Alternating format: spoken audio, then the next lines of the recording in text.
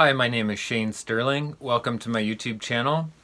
In this video, I wanted to talk about where you get your protein on our raw vegan diet, and I'm excited about this one. I love this topic because it's like the number one question everybody always asks is, where do you get your protein? Even if you're on a vegan diet, people ask, where do you get your protein? I think it reveals that we've been convinced of a certain idea. We've been convinced that a certain type, form, and style of protein is ideal, and we don't even think of anything else as protein. So that's a little strange right off the bat. And I think what that comes from is marketing. We've been marketed to by industries. We've been convinced of this through marketing, and probably since television began in the 1940s, the meat dairy industries have been marketing to us that it's the only form of protein. It's the only valid form of protein. So we got to get that out of the way, that meat and dairy and eggs are a specific kind of protein. And I just wanted to mention here that these are complex proteins that are hard to digest in the body,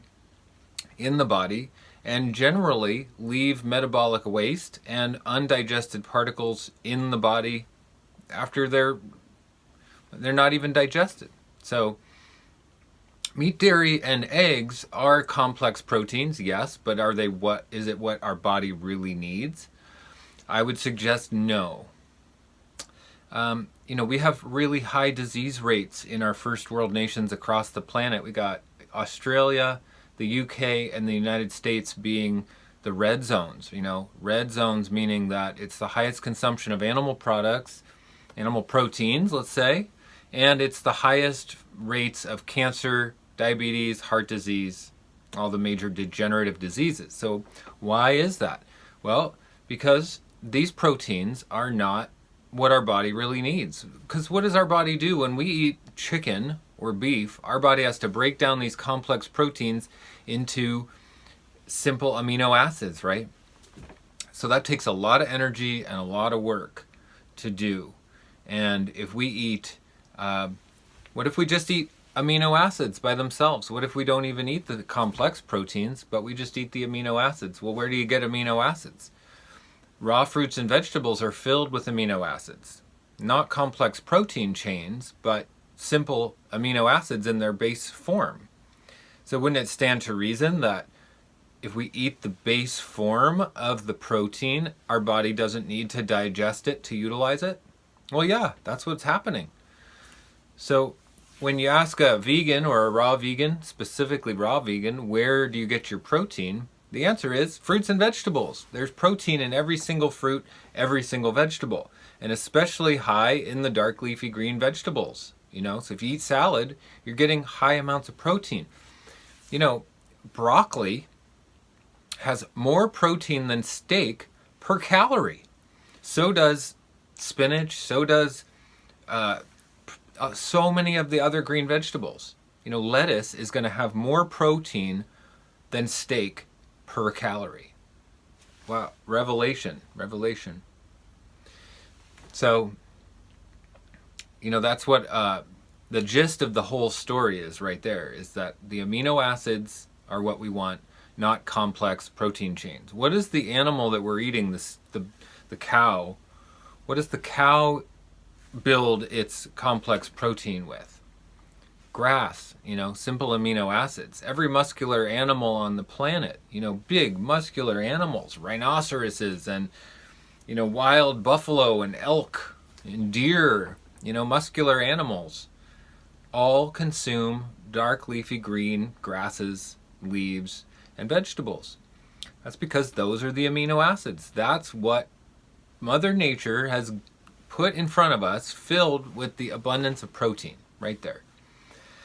When we build up the flesh, and then we kill the flesh, and we cook the flesh, and we try to digest the flesh, what are we doing? No, we're putting death and damaged food in our body. We don't even know how our body is even able to handle that. We eat meat, dairy, and eggs for our lifetime. We never question it, Why is it that we never question it? Why is it that we never question where we get our protein from? I think the second you honestly ask yourself, where do you get your protein from as a vegan or raw vegan, you start to look into it, it becomes obvious. The information is there. Anyone can do the research. Anyone can figure it out for themselves. It's only the indoctrinated mind and the unquestioning mind that never seeks out the information, that never seeks out the truth, that we need amino acids in dark leafy green vegetables and fruits, and not complex proteins like meat, dairy, and eggs. And really, when I eat dark leafy green vegetables, I get the feeling that my body is getting everything it needs. I mean, 9 months now, raw vegan, 100% raw vegan for me, I can feel the absorption of those fruits and vegetables instantaneously. It is a rush, it's invigorating. If you eat meat, dairy, or eggs, that protein sits in there for days. The average person has 12 to 15 meals inside of their colon, inside of their GI tract at any given time. Raw vegans do not, because there's quick bowel transit time on the raw fruits and vegetables. It goes right through you. We're talking 24-hour transit time. So how many meals do you eat in a day? 3 meals in a day. So 3 meals for the average raw vegan, 12 to 15 for the average standard American diet eater. So that's where degenerative diseases come from. When you got 15 meals backed up inside of you, putrefying and rotting and decaying for 15 days in there, that brings parasites. That brings bad pathogenic bacterias in there. So that causes disease. We don't actually want that. What we want is to give our body the easiest things to digest, the easiest things to absorb. So fruits and vegetables are easy to digest, easy to absorb. They come with their own enzymes built in. Do you know that when you eat cooked foods, meat and dairy, cooked starches like potatoes, the enzymes have been destroyed. So our body has to use its own enzymes to digest these foods. The pancreas excretes the digestive enzymes necessary to digest these foods, but we only make so much enzymes in our lifetime. The amount of work the pancreas needs to do to digest these foods is what ages us. And when we stop producing the enzymes in the proper quantities to digest these foods, then that's when we start to really see aging. So there's nothing that you could do that would be better for your youthful vitality than eating the high enzyme foods high in fruit, in water, and in natural minerals and natural vitamins and natural amino acids ready for your body to absorb. It's a self-love thing. That is truly an act of self-love. When you take out the difficulty for your body, that's a whole paradigm shift. Think about this for a second. If we stop challenging our body and we start listening to our body, giving our body what it really needs, that's a completely different set of rules than we've grown up on. We've grown up on the food pyramid since elementary school, telling us that we need to consume 3 to 4 servings of dairy every single day. The average American can't even digest dairy. They're lactose intolerant. 7 out of 10 people are lactose intolerant, and yet the government says that we're supposed to be consuming 3 to 4 servings of dairy a day. It makes no sense at all. Pasteurized dairy is extremely toxic. If there's one food you should not consume, it would be pasteurized dairy. And we're talking ice cream. We're talking ice cream, America's favorite food, possibly the world's favorite food. So innocent. We love to give it to babies and children and see their face light up and say, oh, how cute, they're eating ice cream. I mean, how many of us have given our children and people we care about and people we love ice cream, the seemingly innocent ice cream? I've known my entire adult life since I was a young teenager that the paradigm of ice cream is wrong. It's wrong. Cooked, pasteurized dairy is toxic to the body. It's giving the body everything that it doesn't need. Complex proteins and the lactose, the complex sugars that it can't break down. And and yet that's what we feed ourselves, that's what we tell ourselves is a treat. But wouldn't it really be a treat to give your body the pure amino acids, the pure minerals, the pure enzymes, and give it a break from the heavy digestion and the pasteurized foods and the heavy starches and the cooked oils, so your body's freed up to not be digesting all day and to just extract that energy right out of that food? What would happen then? Well, maybe our energy levels would start to go up to here, and then maybe up to here, and then maybe up to here. And then maybe all of a sudden we'd be having a heightened experience, not like a buzz, not a buzz where you go up and then down, not a buzz from our food, like sugar or something where we get high on the food and then, there's a come down. But no, little by little, gradually we're getting higher and higher from our food, from the minerals, from the electromagnetic energy, from the sun energy in the food. Then we're living in a higher state, a heightened state of consciousness all the time. It's not a roller coaster like this. We're just going up. We're going up. Well, that's self-love right there. That's self-love. It's important to realize how hard we are on ourselves with how we feed ourselves. And it's not always our fault. We were born into this society. We were born into this civilization. Our moms taught us how to eat this way. Our grandmoms taught us how to eat this way. People that have loved us have taken us to get ice cream. It's no wonder that we don't have it right. It's no wonder that we don't know any better. It's not your fault. It's not anyone's fault. It's a paradigm that we live in our society that is not based on self-love. It's not a win-win situation. It's not win-win for Mother Nature. It's not win-win for the flora and fauna of planet Earth, God's creation. It's not win-win for the human body and vital health. It's not win-win in any way, shape, or form. Humanity's fallen off of the right track. We've fallen off the right track looking for win-wins. We've fallen off the purpose and the meaning of looking for ways to be in harmony and balance with Mother Nature. And that's unfortunate, because when we love ourselves, we get the benefit of feeling that love, that universal love can be ours, but it really has to start with us. If we stop abusing our body with the sugar and the pasteurized dairy and the cooked oil, then what happens? Then we're freed up. The cells can become alive. Then we feel the love. We feel loved by the universe. We feel loved by everything around us. Wouldn't it be nice to feel more love in your life? I think that it would. I think that it would. And I've been feeling more love in my life since going 100% raw. And that's why I have to talk about it. That's why I'm here talking about it, because I'm experiencing it and I want to share it. It's miraculous, and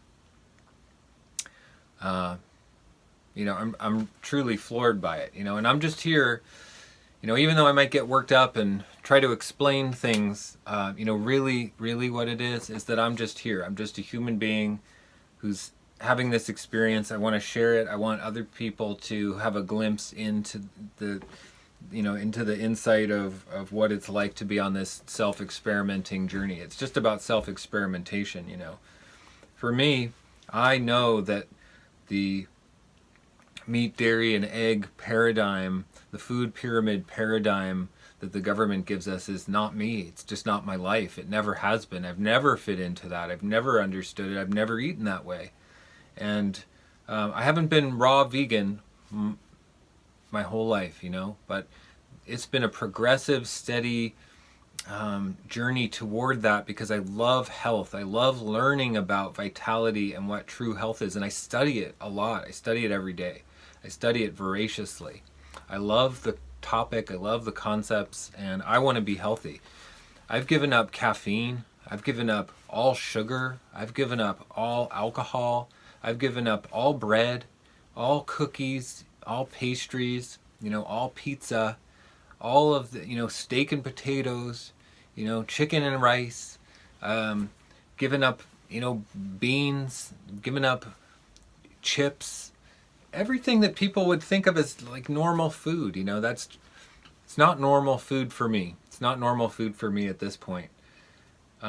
Because what I've given up gives me so much in return. It's such a little sacrifice for what I get in return. I get my life in return. I get vital health. I get an opened mind, a brighter consciousness, a heightened spiritual connection. That's worth giving up the sugar and the caffeine and the alcohol.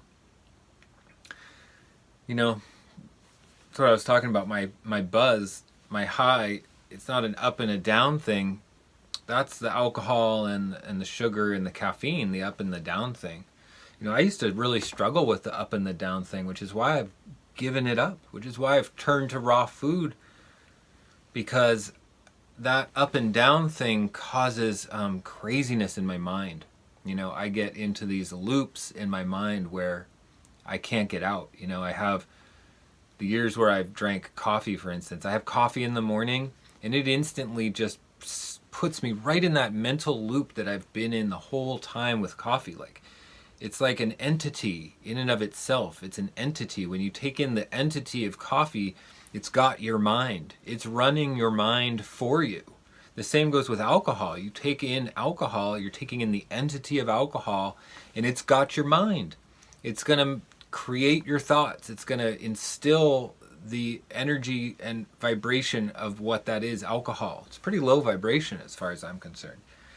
And only in taking it out of my life completely at this point do I have such a perspective to talk about it like this. I've given up caffeine and alcohol in the past for periods of time. I think starting in my early 20s, and I'm 45 now. Starting in my early 20s, I started to really take that on, where I'd I'd know that I have to give it up, and I'd do it, and I'd push to do it, and come back. It's hard. It's been hard.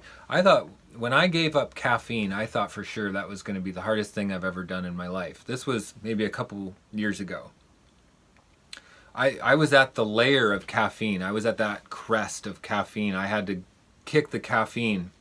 I knew that it was going to be hard, and I knew I had to do it. And yeah, it was hard, but it opened up. By kicking the caffeine, I gained so much personal strength. I knew I could do it. It was so empowering that I decided to really, it led me to raw food. Kicking caffeine and alcohol, just the next progressive steps was to go to food. What is it that is going to be loving to my body? How should I treat my body with food? What is it that I should eat? If we're going to eat cooked food at all, we're only talking boiled, baked, or steamed starches or vegetables. There should be no cooking in the concept of how we do it, where we're making, chicken cacciatore and, French and Italian, and that's not food. That's just our addictions. That is our addiction. Really steamed broccoli, steamed kale and chard, maybe a baked sweet potato. I choose not to put those foods in my body, because if I'm going to eat steamed chard, I'd rather juice the chard or eat the chard in my salad and get all the electromagnetic energy, all the electricity, all the minerals, all the amino acids. The cooking destroys the amino acids. And I know that science and the mainstream narrative of science tells us that we've evolved on these better nutrients available through cooking, and it's just not there. The science, it's actually just not there. It's really one man's story against another. It's one person, it's one against the other. There is no proof. We don't have any proof. What the proof is my personal experience. What I know in my wisdom, in my intelligence. when I'm connected to the plants and the animals and Mother Nature, and I take the toxicity out of my body with the sugar and the caffeine and the alcohol, and I quiet my mind down, and I treat my body with respect and hydration and high minerals in my brain, you know? So,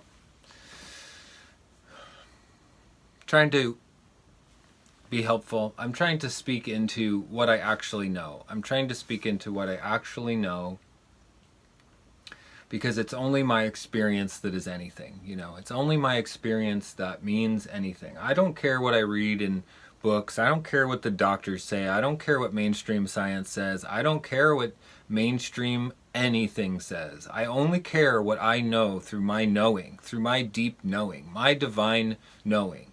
When I turn inward and I seek truth, what does my truth say? What does my little voice whisper to me in my truth? That's my truth. That's what I take as truth, and I don't believe the rest of it until I've experienced it myself, you know?